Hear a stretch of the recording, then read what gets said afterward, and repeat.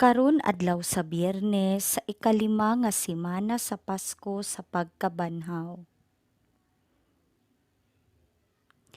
Unsa may kahulugan sa atong pagpakighigala sa Dios?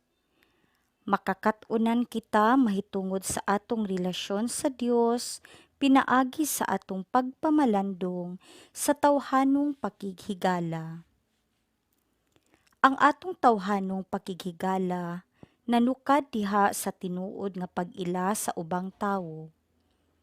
Kinahanglang ilhon nato dili lang ang ilang ngalan, ang ilang trabaho o ang ilang mga kalingawan.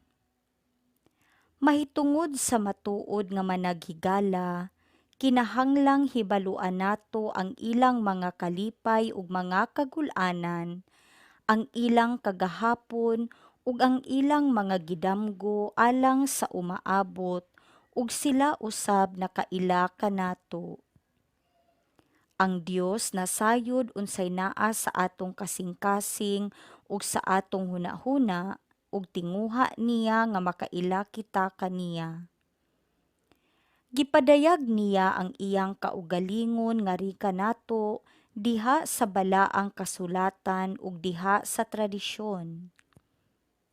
Unya mugahin gayud kitag panahon uban sa atong mga higala, makigsabot, maghisgot og nagkalain-laing mga isyu o sa kahilom manglingkod, sayod nga anaa kita alang sa usag-usa. Ang Dios buot mugahin og panahon uban kanato diha sa pag-ampo.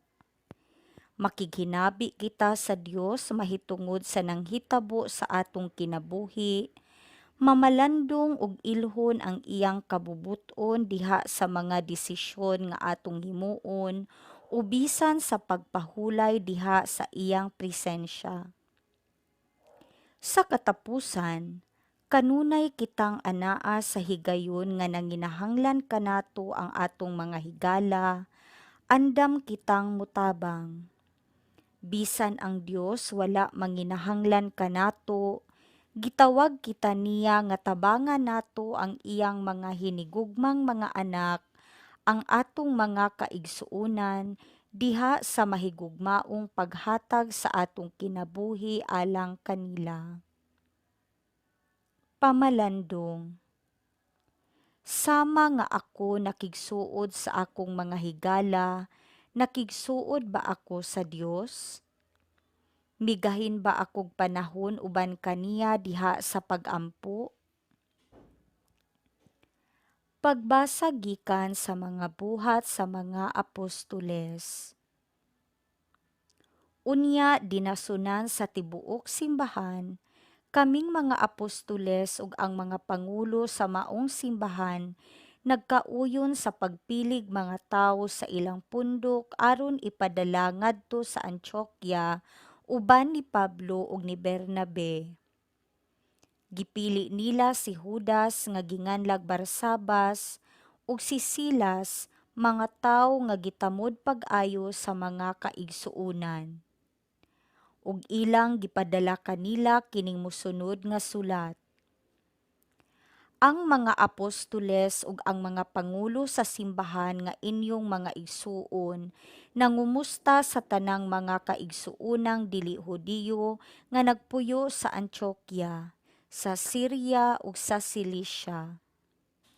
Nakabalita kami nga may mga sakop sa atong pundok nga nagsamok ug nagpalibog kaninyo tungod sa ilang gipanulti. Apan kini sila wala namo sugua sa pagbuhat niini. Busa nagtigom kami ug nagkauyon ang tanan sa pagpilig mga tinugyanan aron ipadala nganha kaninyo. Mukuyog sila sa atong minahal nga mga higala nga si Bernabe ug si Pablo nga naghalad sa ilang kinabuhi aron pag-alagad sa atong Ginoong Hesukristo. Busa among gipadala kaninyo si Judas ug si Silas nga maoy mosaysay sa mga butang nga among gisulat kaninyo. Ang Espiritu Santo ug kami nagkauyon sa dili pagsangon kaninyo og laing mga palas-unon gawas sa gikinahanglang mga tulumanon nga mao kini.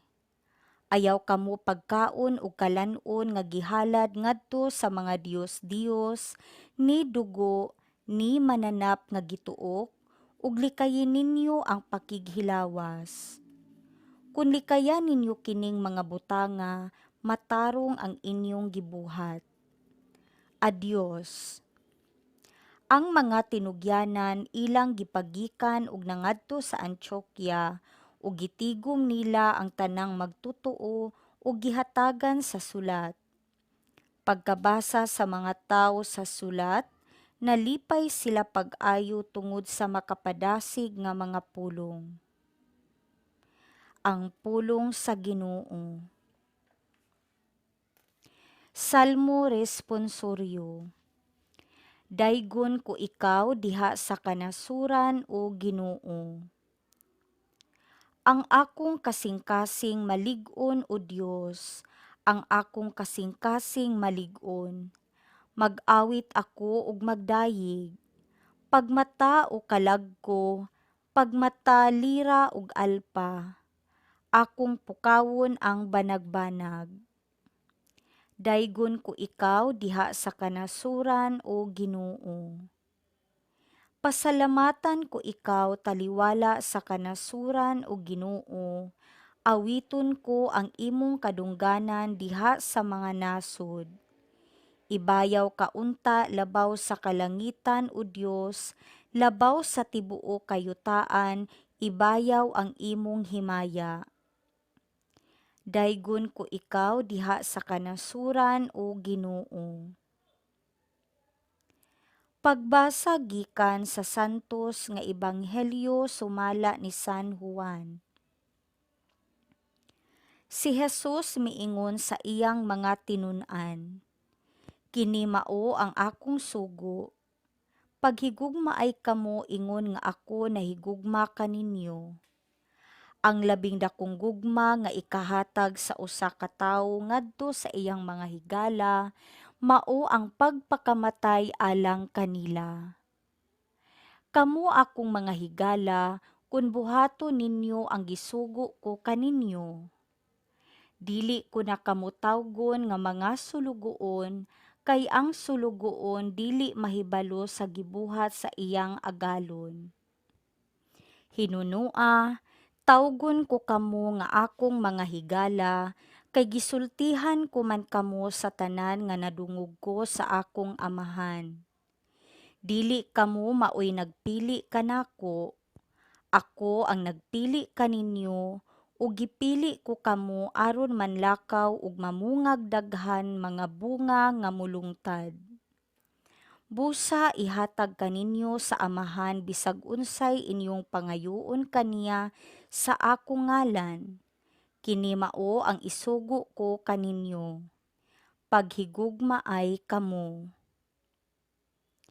Ang Ebanghelyo sa Ginoo.